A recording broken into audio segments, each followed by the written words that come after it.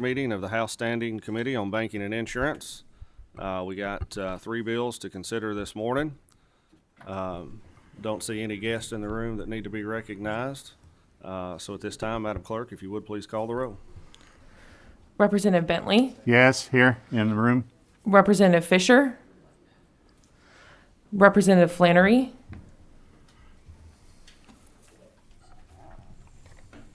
Representative Flannery, Here, in my office. Representative Frazier, Representative Gooch, Representative Hatton, Here. Representative Kirk McCormick, Representative Koenig, Representative Cole Carney, Representative Lockett, Here. Representative McPherson, Representative Meredith, Representative Roberts, Representative Santoro, Representative Smith, Representative Stevenson, Representative Upchurch, Here. Representative Westrom, Vice Chair Lewis, Here. Chairman Rowland. Present. Frazier walked in. We do have a quorum. We are authorized to conduct business here in the committee room this morning. We'll go ahead and get started. The first bill for consideration this morning is going to be House Bill 48. Representative Bentley.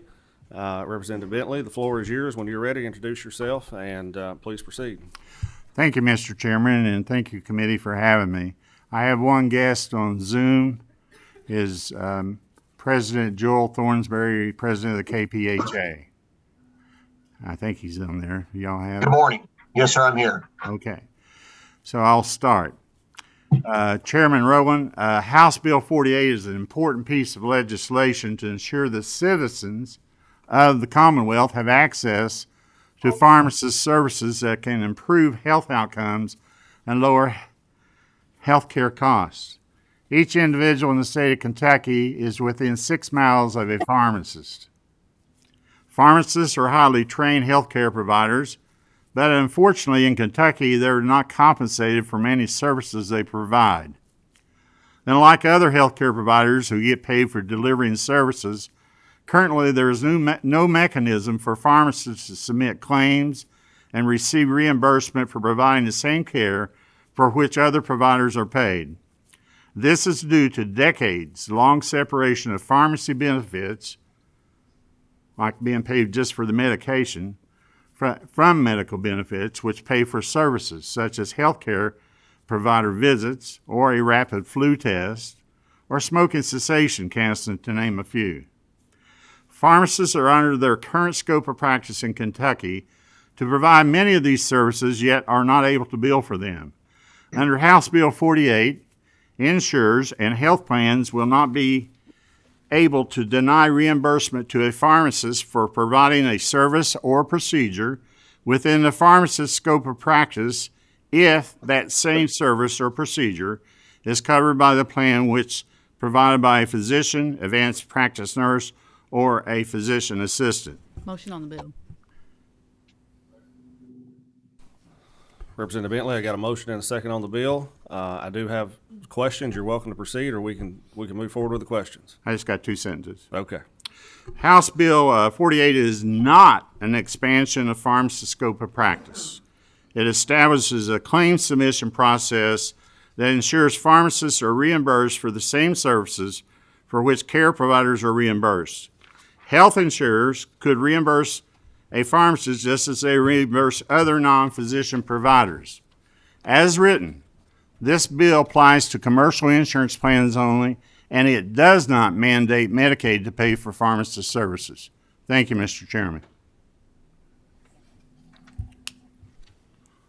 Thank you, Representative Bentley. Representative Hatton, did you have a question or a comment? Yes, just briefly a comment. I wanted to say good morning and welcome to my constituent, Mr. Joel Thornsberry, who is the president of the Kentucky Pharmacy Association, who's joining us by Zoom this morning. Nice to see you. I did print some stuff off. Might want to mute there, Representative Flannery. Anyway, good morning, Mr. Thornberry. He did come and speak to me about this bill a couple of months ago, and I think it's going to be a really important thing for our pharmacists, especially as they administer vaccines for COVID and things like that. So, thank you. Thank you. Representative Lockett, comment or question? Just a couple of questions. First of all, I see the financial impact statement that's here in our packets from the DOI. It looks like it's pretty nominal in terms of a rate increase for premiums. Can you foresee any other cost increases to the person receiving benefits that you could foresee because of this bill? I don't see anything right now. No, sir. We've been doing it for 50 years. I'm a pharmacist, and I've given away my profession to the people of my area and never charged a cent all these years. I mean, if you brought in a baby and it was in seizures through the front door, I called the doctor and got okay to administer acetaminophen suppositories so that baby wouldn't die in my arms, but I never got a cent for it. And I can go on and on. So I really don't see this. This gives us a chance to be pharmacists. Thank you. And it is supported by the KPCA. Y'all saw the letter in your packet. Thank you. Any other committee members seeking recognition for questions or comments? Representative Smith? I want to make a quick comment because I've had a lot of interaction with pharmacists in the last month over this, and I co-sponsored it with you because of the local pharmacies. I think we need to be aware of what's happening from the federal level to the state level. There's a takeover of our pharmacies and our pharmacists, and through mail order, any means to try to save money for the major corporations to make more money. And I want to tell you, I appreciate you bringing things to us for the local pharmacists. I'm for my independent pharmacies. I think they're important. I think they're as important as the doctor that prescribes it, and sometimes more important because sometimes the doctor overlooks some things. So it's a check and balance. I appreciate what you do, and I thank you for this legislation. Thank you, Mr. Smith. Representative Smith. Thank you. We do have a motion and a second in front of us on House Bill 48. Seeing no further comment or questions, Madam Secretary, please call the roll. Representative Bentley? Yes. Representative Fisher? Yes. Representative Flannery? Yes. Representative Frazier? Yes. Representative Gooch? Yes. Representative Hatton? Yes. Representative Kirk McCormick? Yes. Representative Koenig? Representative Kulkarni? Representative Lewis? Yes. Representative Lockett? Yes. Representative McPherson? Yes. Representative Meredith? Yes. Representative Roberts? Yes. Representative Santoro? Yes. Representative Smith? Question. Bills are Anybody that's on Zoom, if you don't mind muting your cameras, or I mean, muting your microphones until we call on you, thanks. Representative Stevenson? Yes. Representative Upchurch? Yes. Representative Westrom? I proudly vote yes, and I'm thankful you brought this forward. You guys have been undercut for so long, and you're so very, very important. Thank you. Thank you. Chairman Rowland? Yes, motion does pass, and same should pass on the House floor. Congratulations, Representative Bentley, and thank you for bringing your legislation. Thank you for the privilege to be in front of your committee, Mr. Chairman. Thank you, committee.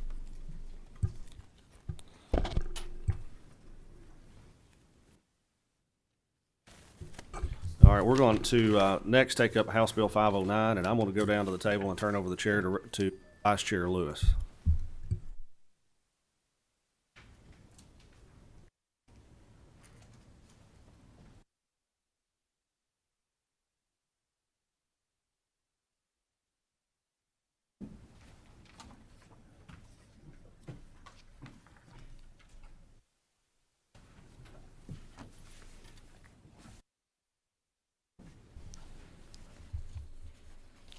We will be considering House Bill 509, an act relating to reorganization.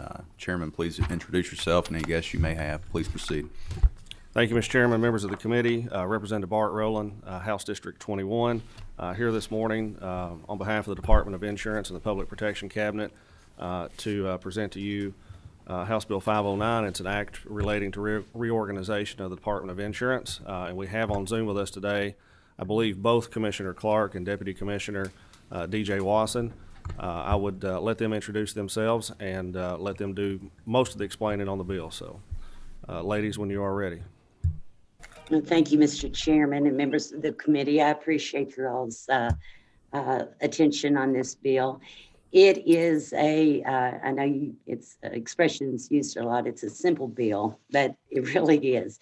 The department is proposing in House Bill 509 to divide the Division of Insurance Product Regulation back into two divisions, which are the Health and Life Insurance Managed Care and the Division of Property and Casualty.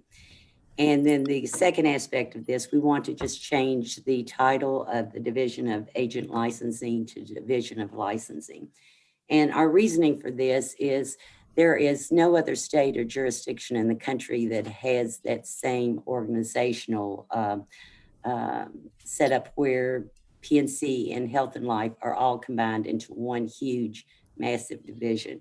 And the other aspect of it is the department, you all might find it interesting that the department has 267,792 licenses as of this morning.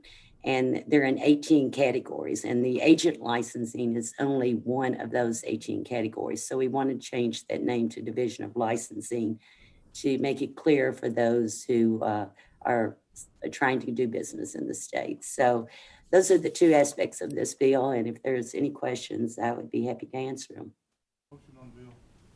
And I'm Sharon Clark. I'm sorry if I didn't identify myself, Commissioner, Department of Insurance. Second. We do have a motion and a second. Mr. Chairman, would you like to continue, or? We're happy to answer any questions, and I'll actually defer those to the commissioner if anybody has any. We're happy to take a vote. Seeing no questions, Madam Secretary, please call the roll. Representative Bentley? Yes. Representative Fisher? Yes. Representative Flannery? Yes. Representative Frazier? Yes. Representative Gooch? Yes. Representative Hatton? Yes. Representative Kirk McCormick? Yes. Representative Koenig? Yes. Representative Cole Carney? Representative Lewis? Yes. Representative Lockett? Yes. Representative McPherson? Yes. Representative Meredith? Representative Roberts? Yes. Representative Santoro? Yes. Representative Smith? Yes. Representative Stevenson? Yes. Representative Upchurch? Yes. Representative Westrom? Yes. Chairman Rowland?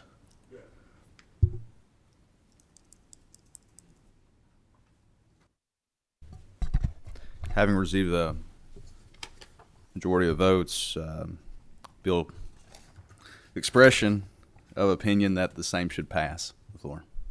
Thank you. Thank you.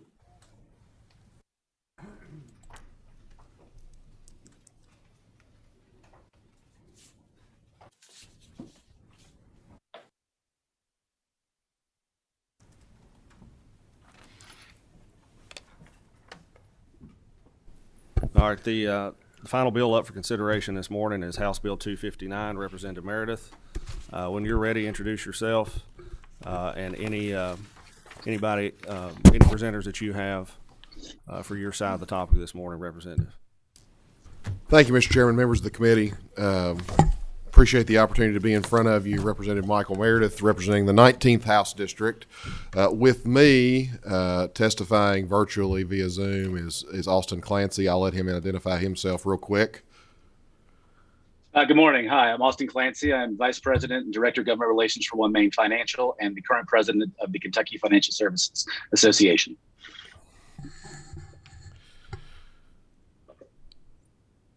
For you all who have been around for a few years, we started doing some modernization with regard to consumer finance companies a couple of years ago. We gave the department some additional regulatory authority to oversee them. And this bill has been talked about for a couple of years now, not in its exact form because we have changed some things around. We do have a committee substitute, and I would ask for that committee substitute to be before the committee. We need a motion on the committee sub. I have a motion and a second. All those in favor? Aye. The committee substitute is a product of us working to try to get some consensus amongst all the groups. I don't think we have full consensus, but again, we were trying to negotiate with everyone in good faith and come up with something that might work for everyone. We currently have a structure in the consumer finance space that incentivizes small dollar loans over larger loans. You can get up to 36% rate APR on a loan from $1,000 to $3,000. But once you go above that, the rate drops down to 24%. And so these are not depository institutions. They're institutions where someone has invested funds in, or they have borrowed funds to then relend these funds out. And when you're dealing with a limited amount of capital, right now the incentive and the structure, the way it's set up, is to make more $3,000 and below loans instead of making loans above $3,000, because again, the business model and the rate structure goes down that path. What this bill will do is allow for a loan up to $5,000 to get the 36% rate, and then there would be a blended rate above the $5,000 loan. So you take away the disincentive to make the loans above $3,000 and $5,000. I'll turn it over to Austin and let him explain a little more in depth about, they operate in multiple states and can talk about how this works in other states as well. Thank you, Representative Meredith. And again, thank you, Chairman Rowland and Vice Chair Lewis, for the opportunity to speak on this important bill. As I said before, my name is Austin Clancy. I represent OneMain Financial. We are the largest largest personal installment lender in the country. But I'm also here in my capacity as president of the Kentucky Financial Services Association, which is made up of 5 companies: OneMain Financial, Lendmark Financial, Mariner Finance, Republic Finance, and Heights Financial. We represent about 120 branches across the state of Kentucky, and we specialize in providing access to credit to individuals with less than perfect credit scores. And access to credit is really the reason behind this bill and why it is so important today. As Representative Meredith alluded to earlier, we've spoken on this issue for multiple years in a row. And just to kind of give you a snapshot of why these types of loans are necessary, right now, a recent study by the Federal Reserve Board indicated that less than 40% of Americans have $400 in their personal savings to address financial crises or emergencies. In addition to that, 42% of Americans have a sub 700 credit score, meaning that for a lot of those individuals, they are unable to attain loans from banks and credit unions. And that's not necessarily a criticism on banks and credit unions. Those, as Representative Meredith alluded to earlier, those institutions rely on deposits from consumers in order to lend out money to those individuals. So they're not exactly in a position where they can loan money to individuals in this credit substrata due to the risk that's involved. And just to kind of put a pin on that point, of that 42%, 60 million Americans have a credit score below 620. And so for those individuals, finding access to credit can be incredibly challenging. You have a lot of folks that wind up having to do things, make a lot of sacrifices in order to kind of find credit that's helpful and out there. And so for what we try and do as personal installment lenders in the state is we offer safe, affordable, high quality credit to individuals. And when I say that, our loans, they're not anything spectacular or amazing. They're basic terms that everyone should be able to get on the loan, such as a fixed price. So what you're paying, what the cost of credit is going to be up front. Fixed payments. So those payments will remain steady the entire time. There's no balloon payments in that process. Each payment goes to principal and interest, meaning it's fully amortizing. So there's no possibility you'll be able to have a negative amortization process where you won't have the ability to pay down that principal. So you won't pay it on the loan for years and have nothing to show for it. In addition, we all engage in underwriting for our customers, meaning we do a full ability to repay analysis on each one of those customers to determine their disposable income and whether this loan fits their budget. And as we're fond of saying, we are not incentivized to loan money to people that cannot afford it. And so our underwriting process is really the hallmark of why we're able to provide credit to this demographic of individuals. And so by expanding out the interest rates, as Representative Meredith talked about earlier, we are able to extend credit further down those FICO bands into the lower FICO score individuals, to folks that have less than perfect credit or no credit, and give them the opportunity to meet some of their loan goals. And our loans typically the loan purposes kind of they range pretty widely, but for the most part, debt consolidation is a huge issue for us. You have a lot of consumers that come in with high credit card balances. As you know, those are unstructured loans, and so it's very difficult for consumers to get out of there. We will take those loans and refinance them into a more structured payment format so they can get out of the credit card trap. We also, finance a lot of home repairs. We finance a lot of auto repairs, and we also finance a lot of things like vacations or just improvements in the backyard just for quality of life. This isn't necessarily a doom and gloom loan product. We're out there to kind of provide full financial services for all individuals in this strata. And so I'll just to kind of touch on the idea of Kentucky in a snapshot. As Representative Meredith alluded to earlier, the marketplace has been artificially bifurcated by the current loan format, the current rate format, which basically disincentivizes lending above $3,000 in the state. And so many other states don't necessarily have rate structures like that. And so moving to a blended rate structure allows for a more even flow of the credit risk grades up down the chain, to allow for us to appropriately underwrite individuals. What that means is that people at the bottom end of the credit spectrum that can't get loans right now will have access to loan offers. People that are already in the spectrum that are already getting loan offers will likely get loan offers that are more affordable because of the competition this will create.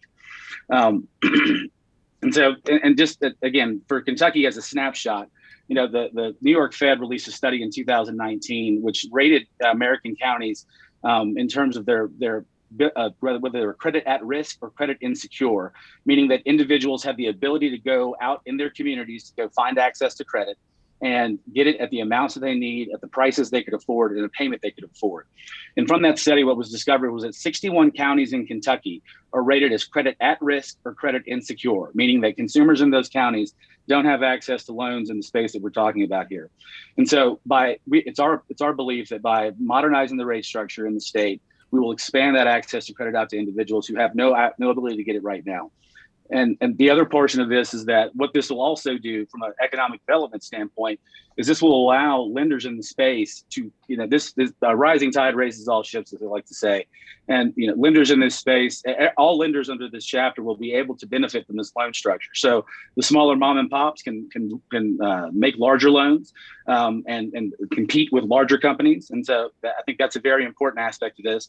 But it also allows the larger companies to take a look at those customers that previously wouldn't have qualified for credit and pull them in and be able to address some of their loan needs. And so to sum up, we believe that this is the appropriate course of action for the state to rectify the access to credit issue. And we believe that this bill appropriately does that in a very light touch, free market way that we think can benefit all Kentuckians. One other thing I'll briefly mention, Chairman, is that we do also increase the non-refundable portion of the loan processing fee. Currently, that loan processing fee can be up to $150 maximum.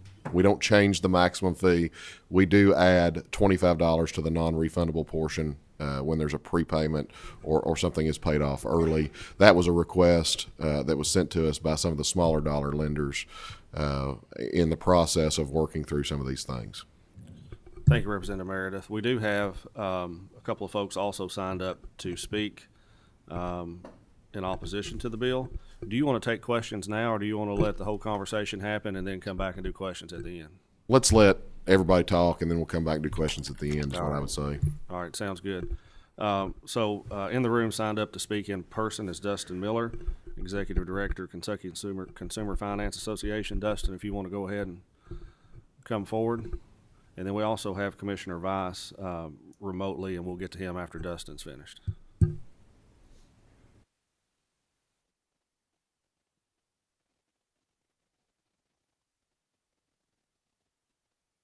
Thank you, Mr. Chairman. Try that again. Thank you, Mr. Chairman and members of the committee.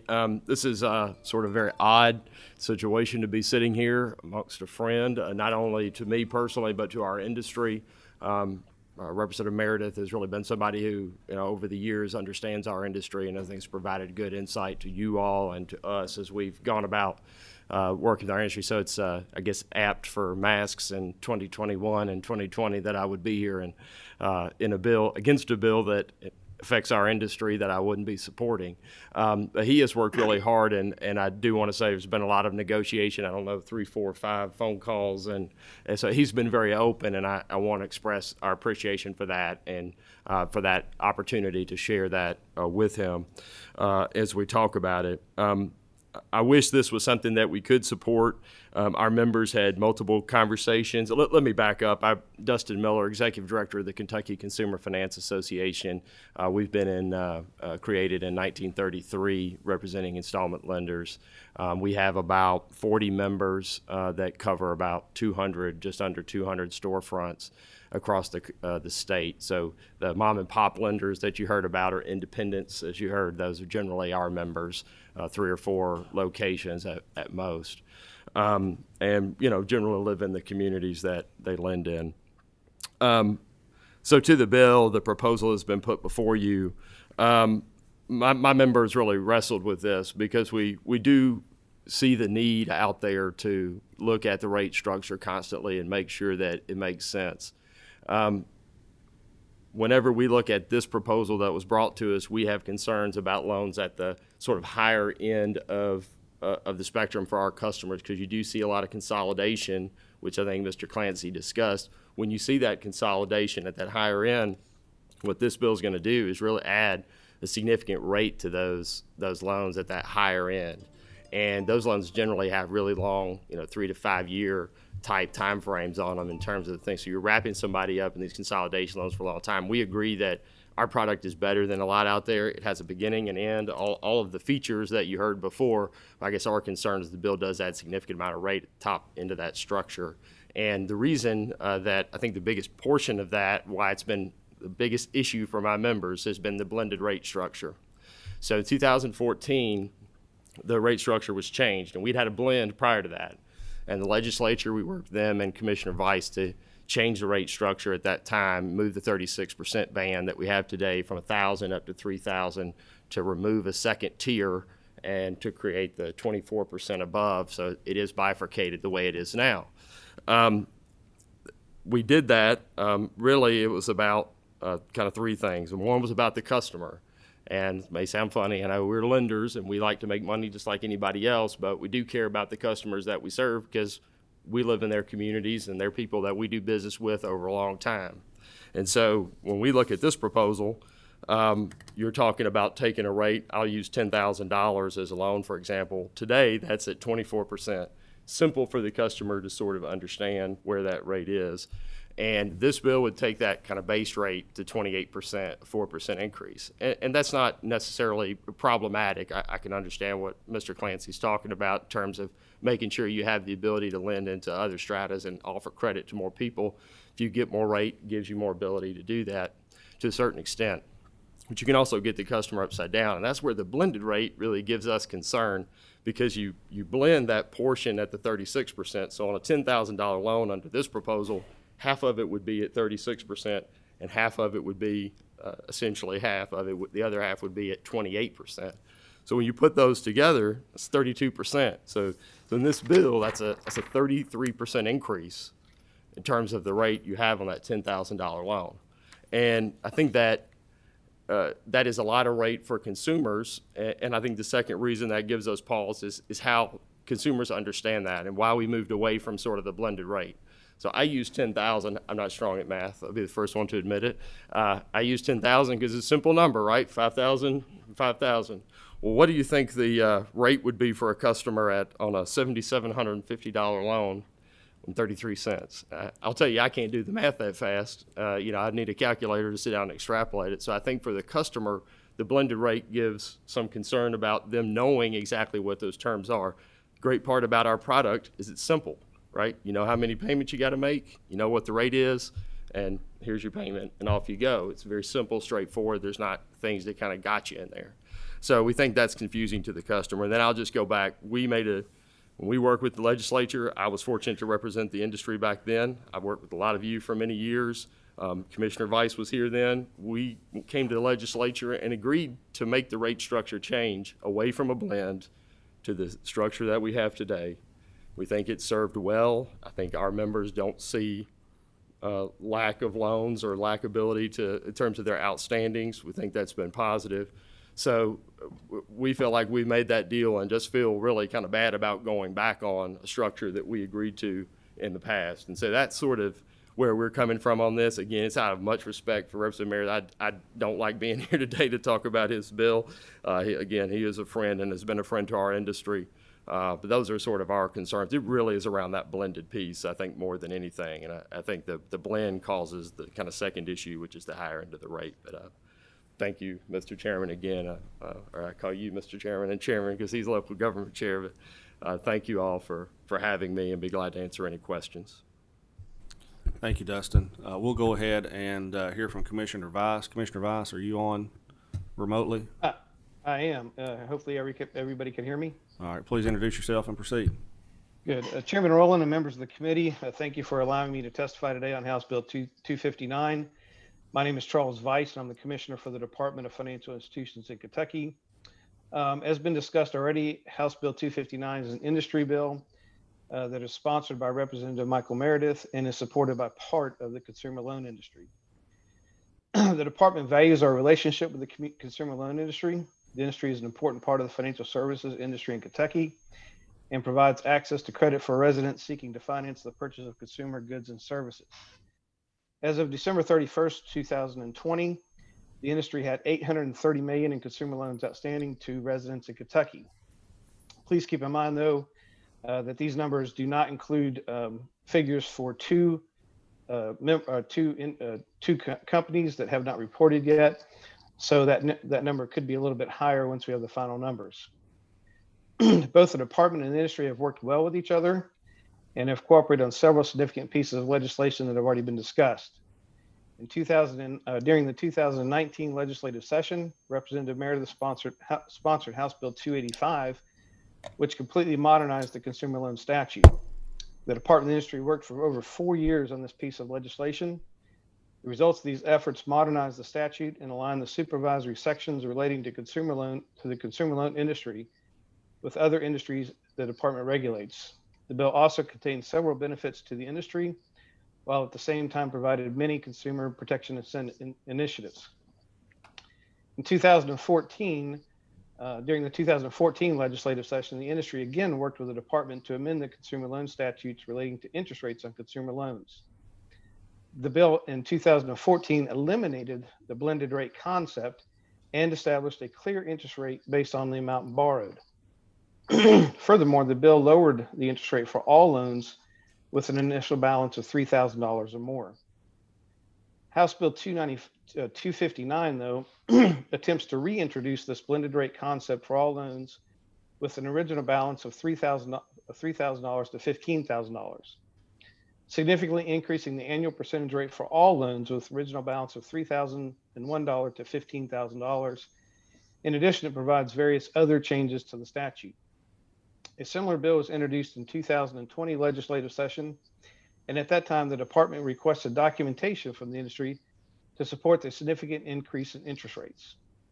To date, the primary supporting reason for increasing the rate is the hypothetical argument that increased interest rates would result in greater access to credit. However, since the interest rate on consumer loans between $3,001 and $15,000 was lowered in 2014, there have actually been more loans outstanding as of December 31st each year, with the exception of 2018. So the percentage changes I'm getting ready to give you are year-over-year changes. Sorry, my computer just messed up here. Is year-over-year changes in the amount outstanding in loans as of consumer loans as of December 31st of each year. In 2014, they saw a 18% increase in the amount of loans outstanding. 2015, a 40%. 2016, a 9% increase. 2017, a 10% increase. In 2019, that amount of outstanding loans did decrease significantly to 23%. And in 2019, increased again to about 8%. I don't have the exact percentage change in 2020 yet, because again, we're waiting on two companies to report. The industry has not provided any actual documentation to support the claim that access to credit for consumers would increase if interest rates is increased. Furthermore, there is no indication that the industry's cost of funds has increased.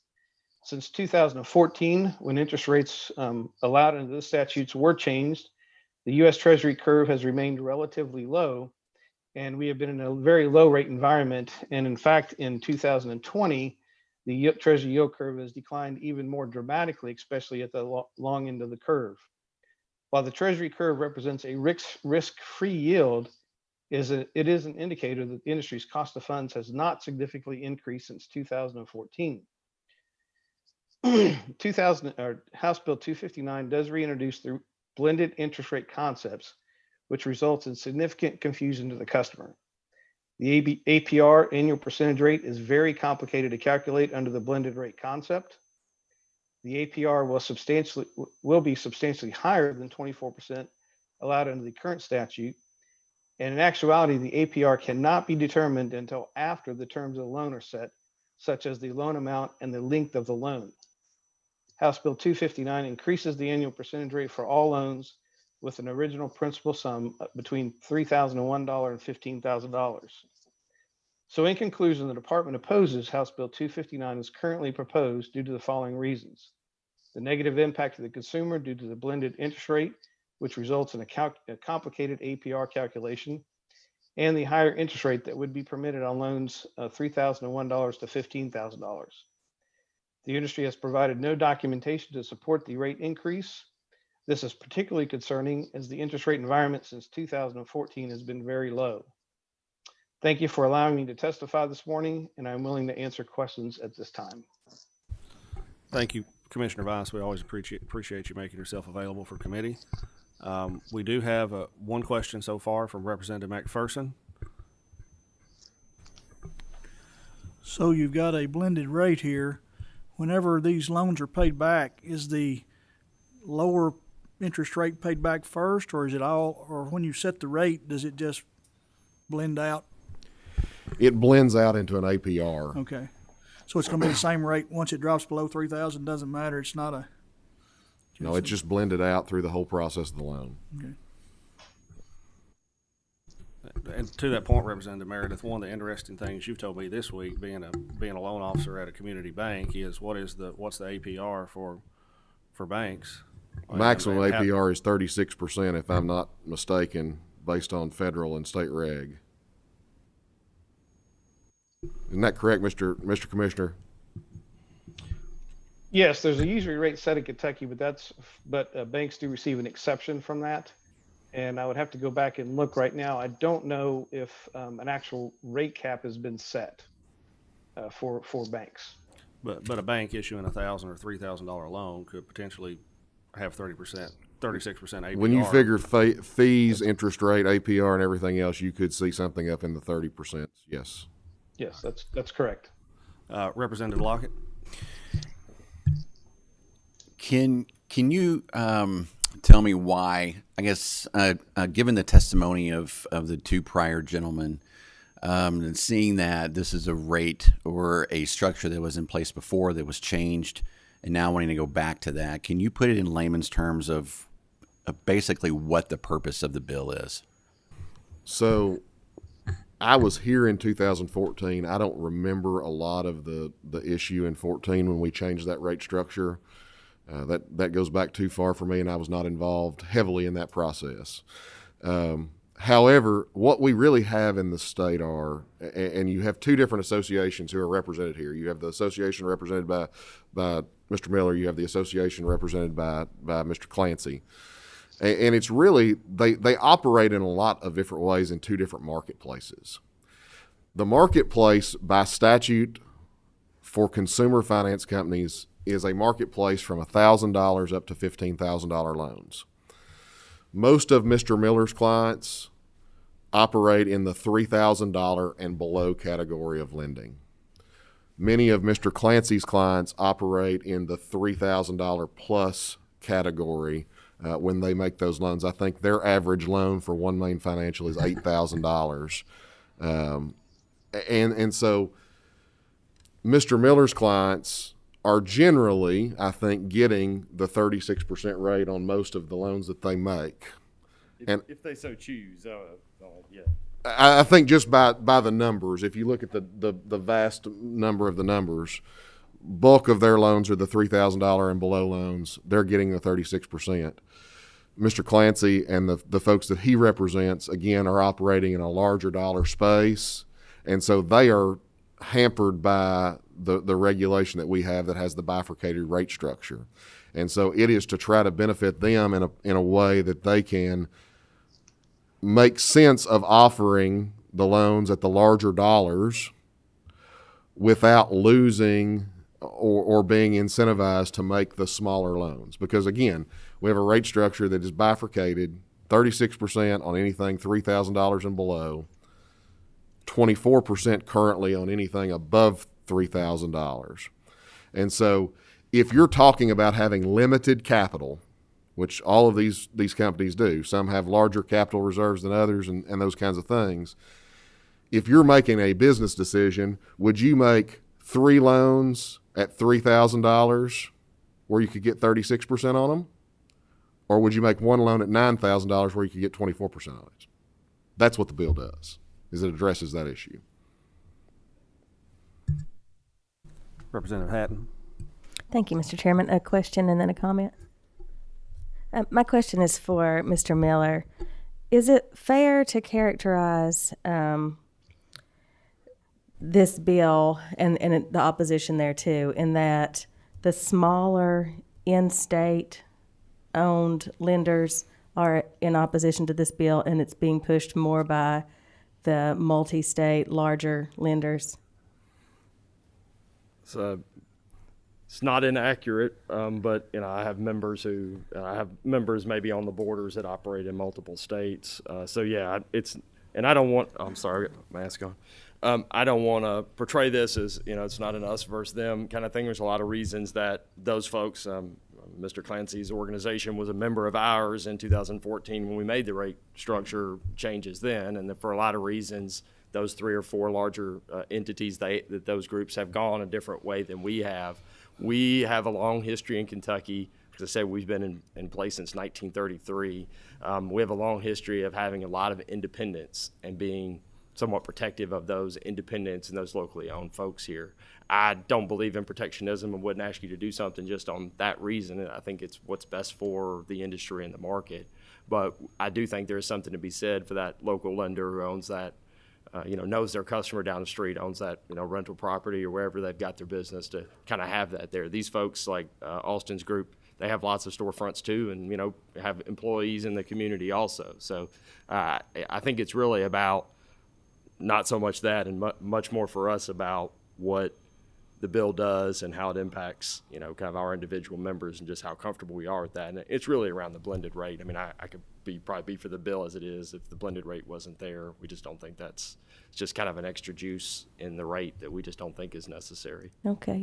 You had said earlier in your comments that a lot of your lenders know their customers and are in the same community with them, and that the rates are just too high for those customers. And that's what struck me. And in the earlier comments, the first speaker on Zoom, Mr. Clancy, he was saying that most Americans, we've learned, don't have more than $400 in savings. And so they may need loans at this time, especially in the wake of the COVID-19 pandemic that has left a lot of people struggling financially. And it sort of seems to me like at this point, raising rates on those loans that they're going to need would be taking advantage of that need and the idea that so many people are struggling. So I guess I would not be comfortable, especially with the blended rate in the committee step. May I make a comment to that, please? Sure, go ahead, Austin. Thank you, Mr. Chairman. To the representative's point, we operate within the state of Kentucky. All of our members operate in every local community. So we have 120 local community branches.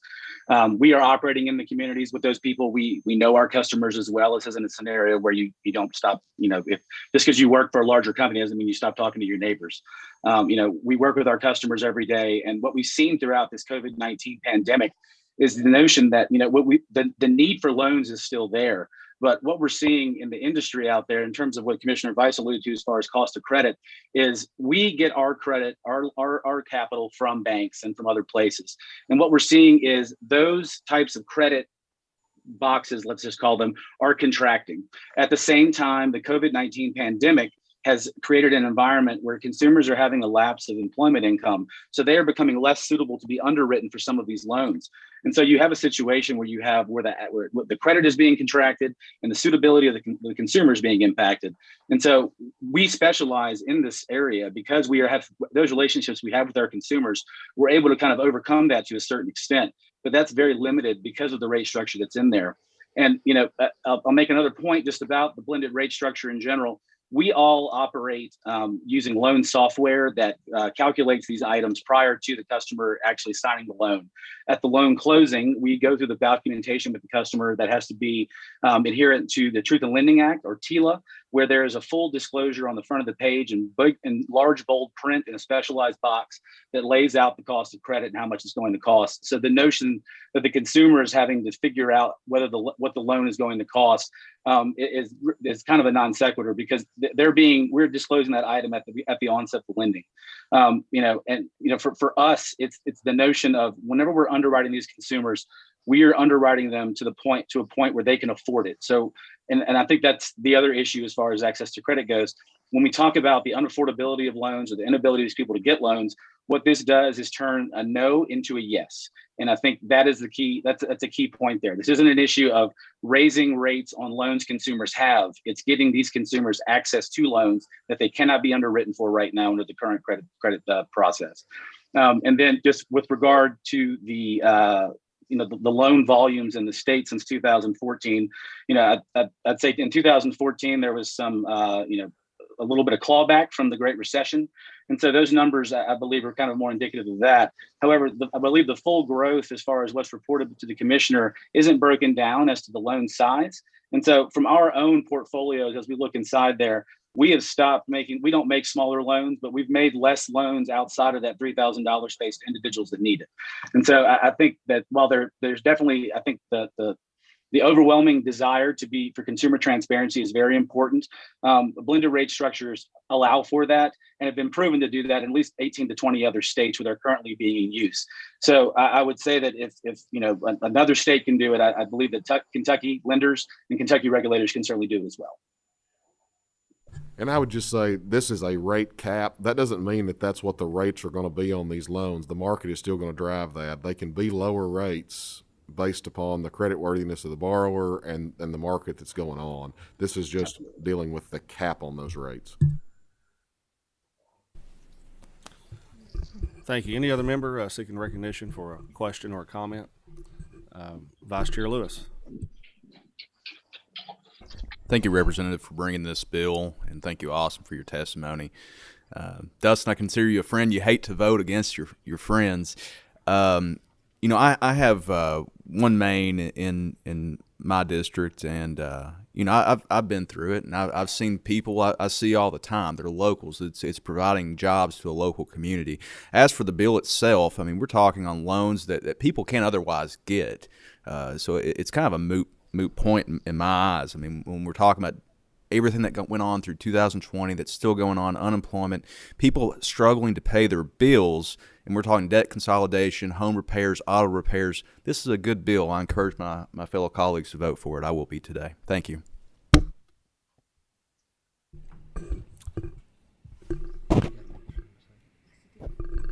Okay, we have a motion and a second. Seeing no other questions or comments from the members, Madam Secretary, please call the roll. Representative Bentley? Yes. Representative Fisher? Yes. Representative Flannery? Yes. Representative Frazier? Yes. Representative Gooch? Yes. Representative Hatton? No. Representative Kirk McCormick?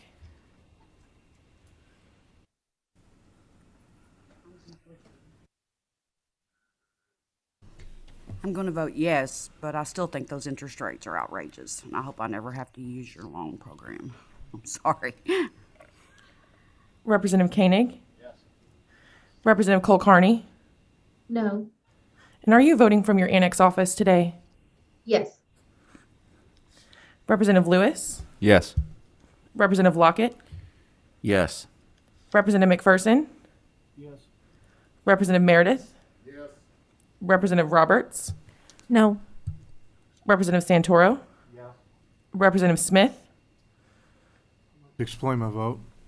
I'm going to vote yes to get it out of committee, but as we discussed over the last few weeks, my local banks have some concerns with it, and I'd like to hear them out before, when it gets to the floor, but I vote yes to get it out of committee today. Representative Stevenson? Representative Upchurch? Yes. Representative Westrom? Chairman Rowland? Yes. Motion does pass with favorable expression and with committee substitute 1. Thank you all for being here, and thank you for the cordial conversation. Seeing no other business before the committee, I'll entertain a motion to adjourn. Second. All in favor? We're adjourned. Aye.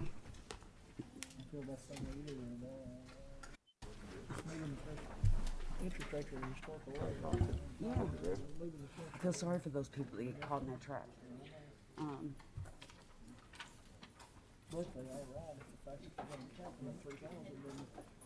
Yeah. I have to get it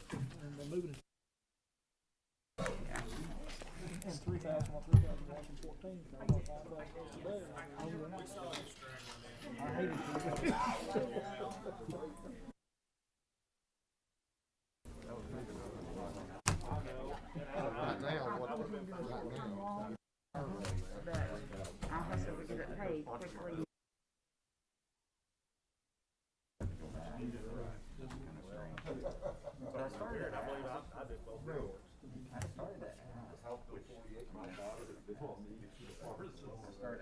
Oh my God.